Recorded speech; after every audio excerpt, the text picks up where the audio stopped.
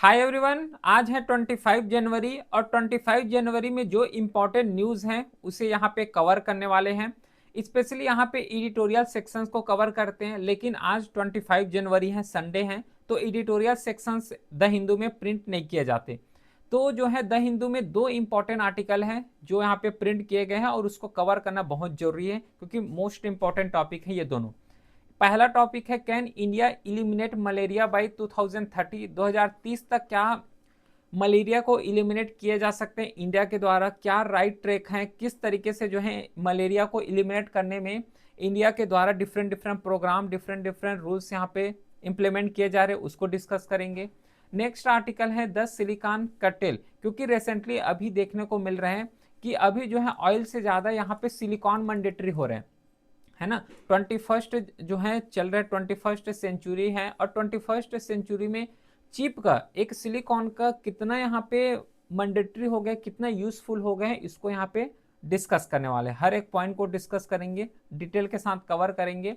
फिर स्टार्ट करते हैं पहला आर्टिकल के साथ, वो है कि क्या इंडिया जो है मलेरिया को इलिमिनेट कर सकते हैं, इसको कवर करेंगे डिटेल के साथ। मलेरिया इलिमिनेशन से रिलेटेड ये आर्टिकल पूछे गए हैं। तो देखो, अभी थोड़ा सा इसको बैकग्राउंड क्लियर करूं या फिर इसका जो क्रक्स कवर करें, तो अभी क्या है, रिसेंटली जो है national framework for malaria elimination, इसे जो है इंडिया के द्वारा रनिंग किया जा रही है। ये एक प्रोग्राम है जिसके थ्रू मलेरिया को इलिमिनेट किए जाएंगे इंडिया के द्वारा।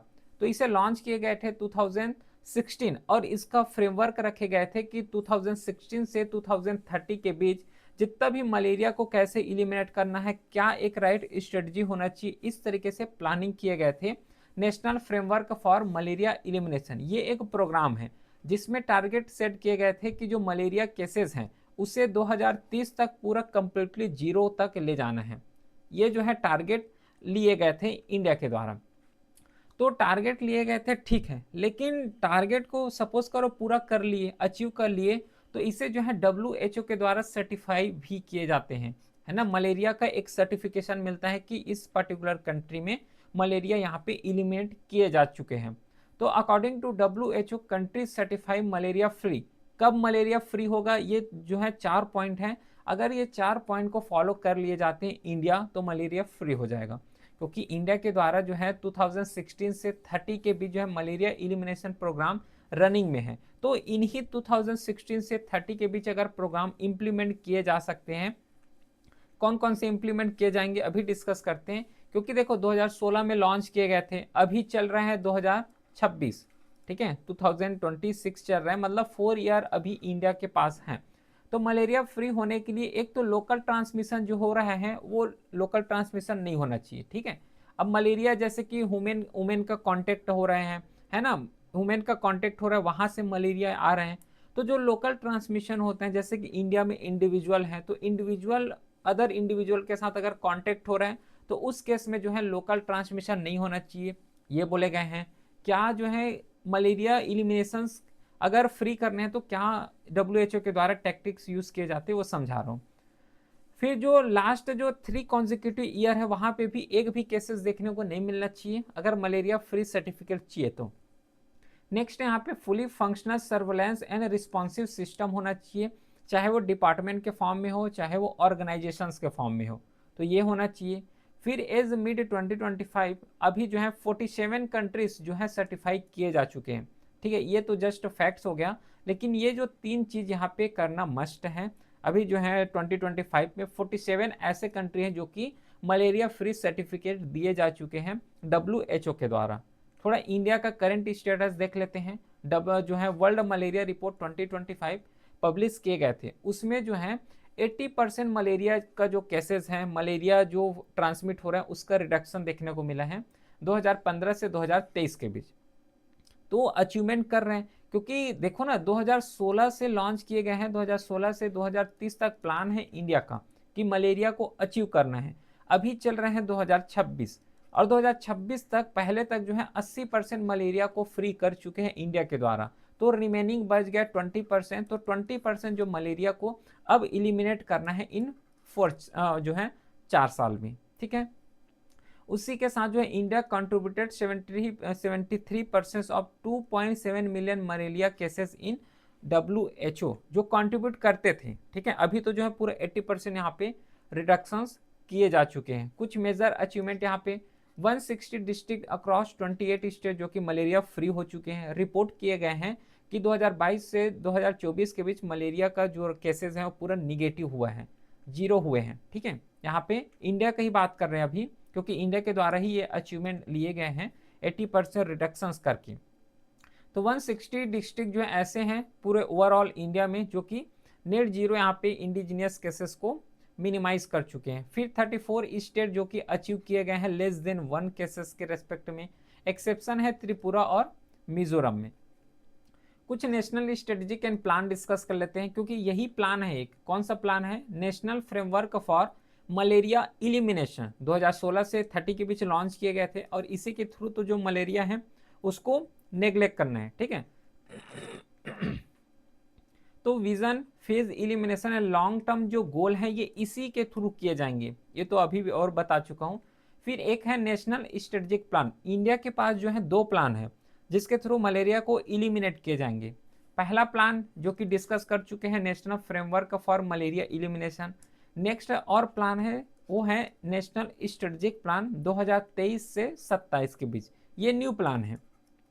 इसका कोर स्ट्रेटेजिक कोर इसका ऑब्जेक्टिव है कि जो जितना भी मलेरिया केसेस आ रहे हैं उसको सर्वेलेंस करना, उसके लिए जो है प्रॉपर इक्विपमेंट, प्रॉपर इन्वेस्टमेंट करना, प्लस जो यूनिवर्सल डायग्नोसिस है, ट्रीटमेंट है, चाहे टेस्ट के रिलेटेड ले लो, यहाँ पे 3 T जो है फंक्शंस दिए गए हैं, टेस्ट, ट्रीट और ट्रैक। तो जितना भी डायग्नोसिस है यूनिवर्सल लेवल में, ट्रीटमेंट है, हर एक पॉइंट को जो है इंडिया में इन्वेस्ट करना, प्लस वेक्टर कंट्रोल हो गया, ड्रग को रेसिस्ट करना, ड्रग रेसिस्टेंस मॉनिटरिंग करना, प्लस उसी के साथ ensure 40 days technical treatment for Plasmodium virus, क्योंकि इसी के द्वारा ही मलेरिया यहाँ पे फैले जाते हैं, ठीक है। तो कोर इसका स्ट्रेटजी है नेशनल जो है नेशनल स्ट्रेटेजिक प्लान का 2023-27 का, जिसके थ्रू यहाँ पे इंडिया को एक और एज मिलेगा, क्योंकि 4 साल बचे हैं अभी। तो इन 4 साल में ये नेशनल स्ट्रेटेजिक प्लान के थ्रू और एक एज मिल जाएगा, जिससे 2030 तक मलेरिया को आसानी से इंडिया के द्वारा इलिमिनेट किए जा सकते हैं। ऑथर के द्वारा एक एग्जाम्पल दिए गए हैं तमिलनाडु का। तमिलनाडु में जो है मलेरिया का केसेस रिड्यूस हुए हैं। 2015 में 5,500 है ना, 5,500 अप्रॉक्सीमेटली थे, अभी जो है 2025 में 321 ही हो गए। मतलब स्टेट वाइज भी बहुत ज़्यादा रिडक्शन देखने को मिला है। 38 डिस्ट्रिक्ट है ना तमिलनाडु में, उसमें से जो है 33 डिस्ट्रिक्ट को मलेरिया फ्री किए जा चुके हैं अभी तक, और रिमेनिंग जो डिस्ट्रिक्ट है वो भी यहाँ पे कवर किए जाएंगे। मेजर क्या क्या लिए गए हैं? Intensive surveillance in government hospital, क्योंकि खुद सोचो कि तमिलनाडु के द्वारा 500 अप्रॉक्सीमेटली 5,500 केसेस 2015 में थे, और 25 में 321 केसेस हो गए। तो क्या इसके द्वारा स्टेप लिए गए हैं?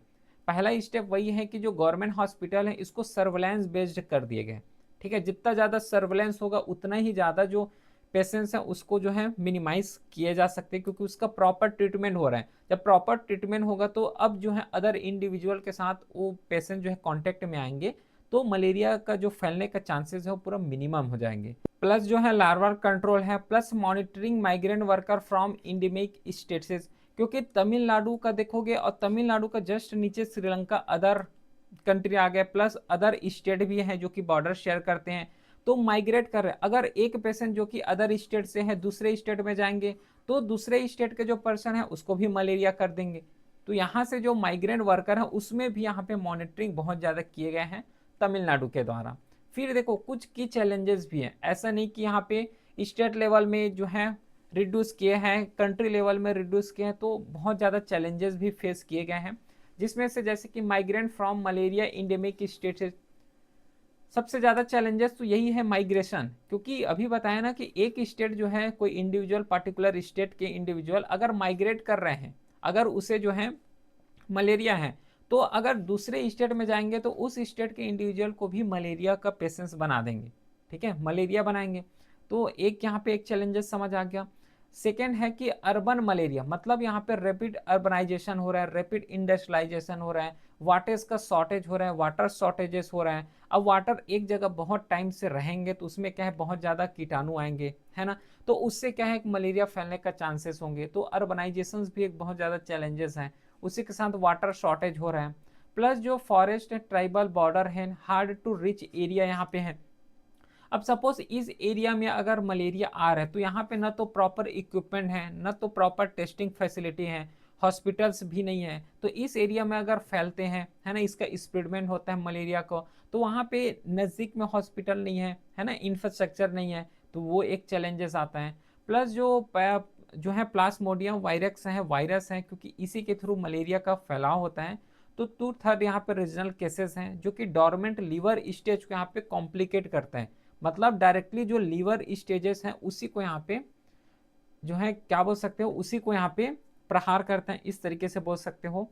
नेक्स्ट, और यहाँ पे क्रॉस बॉर्डर ट्रांसमिशन होता है, जैसे कि स्टेट से स्टेट वाइज हो रहे हैं, सेम जो है कंट्री टू कंट्री लेवल में भी हो रहे हैं, क्योंकि स्टेट और स्टेट वाइज बस में थोड़ा यहाँ पे माइग्रेशन होता है ना, क्रॉस बॉर्डर में भी माइग्रेशन यहाँ पे देखने को मिलता है। ठीक है, उसी के साथ जो ड्रग रेसिस्टेंस है उसका भी एक इमर्जिंग थ्रेट हो रहा है। अब देखो, जैसे कि कोई पेशेंट्स को मलेरिया है, ठीक है, कोई पेशेंट को सपोज करो मलेरिया है।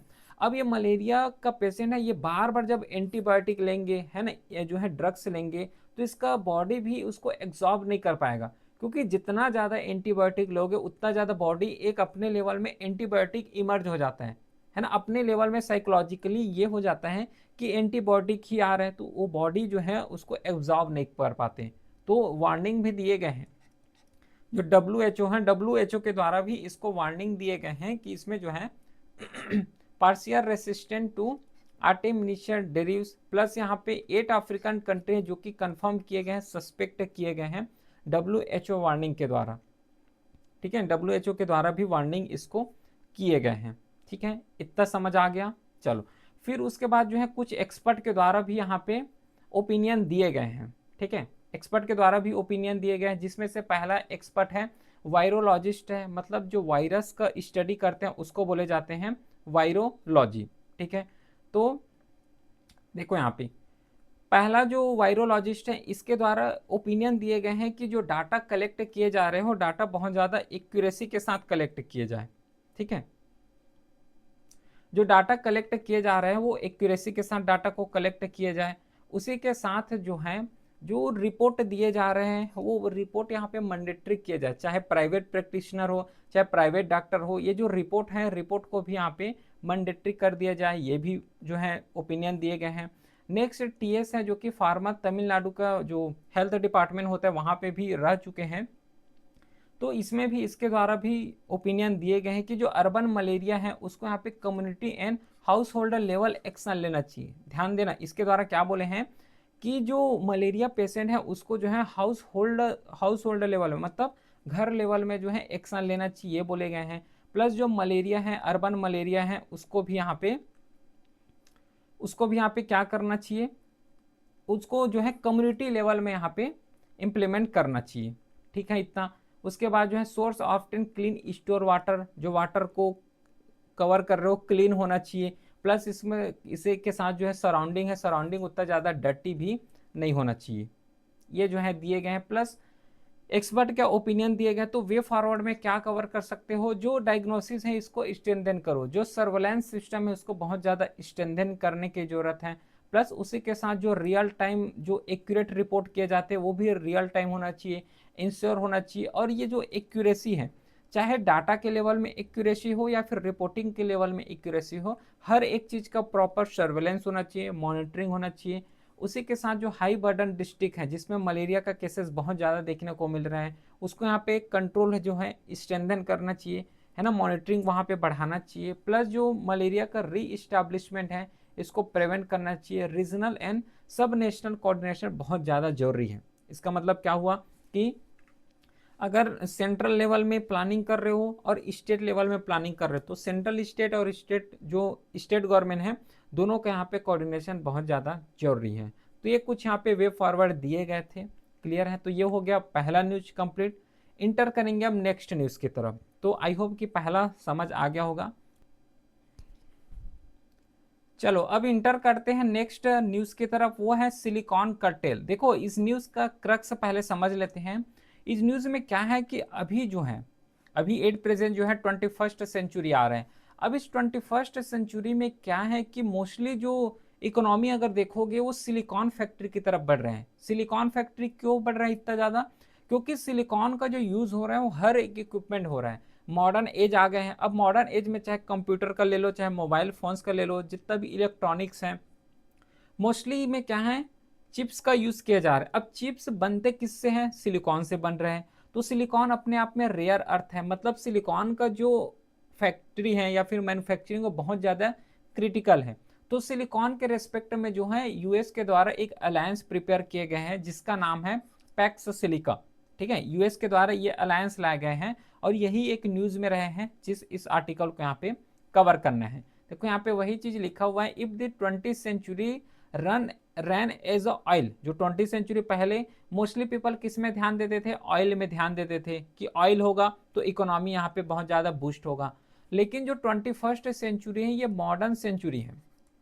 अब इसमें ऑयल की उतना ज़्यादा ज़रूरत नहीं है जितना ज़्यादा अब चिप्स की ज़रूरत है, क्योंकि चिप हर एक इक्विपमेंट में यूज़ हो रहा है। पहले भी इसको डिस्कस किए हैं। तो यूएस के द्वारा एक पैक्ट यहाँ पे अलायंस बोल सकते हो लॉन्च किए गए हैं, पैक्स सिलिका। और इस पैक्स सिलिका में इंडिया को भी इन्वाइट किए गए हैं। इंडिया को बोले हैं कि फब तक जो है अपना सिग्नेटरी जो है यहाँ पे कवर कर सकते हैं।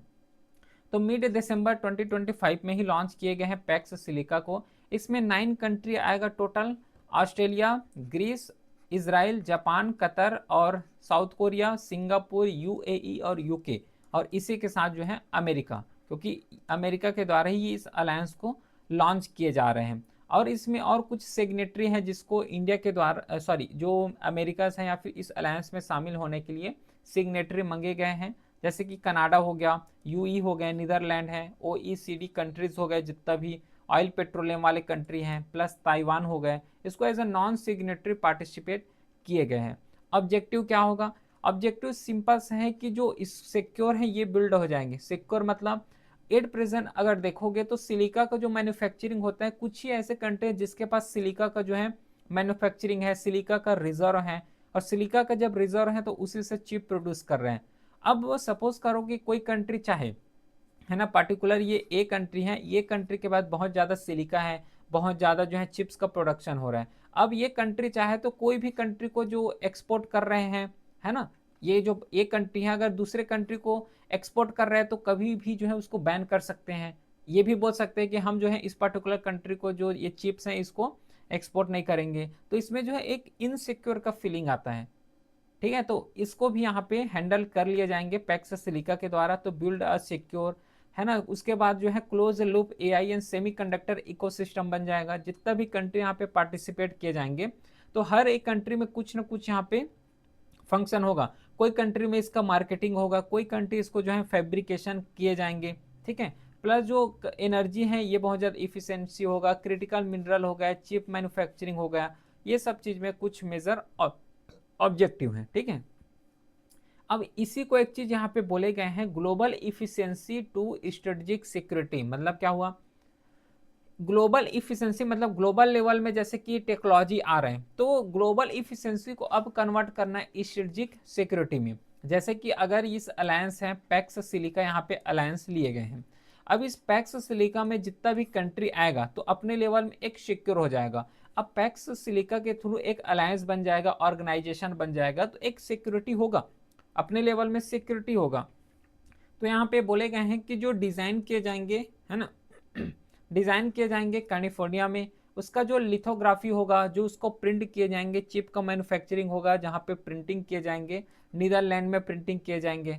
जो उसका फैब्रिकेशन होगा वो ताइवान में होगा, साउथ कोरिया में होगा, प्लस उसका जो असेंबल होगा वो चाइना में किए जाएंगे। तो मेजर यहाँ पे प्रोडक्शंस कहाँ पे हो रहा है? डिफरेंट डिफरेंट कंट्री में इसका प्रोडक्शंस हो रहे हैं और डिफरेंट डिफरेंट कंट्री ही इसका पार्टिसिपेशन कर रहे हैं।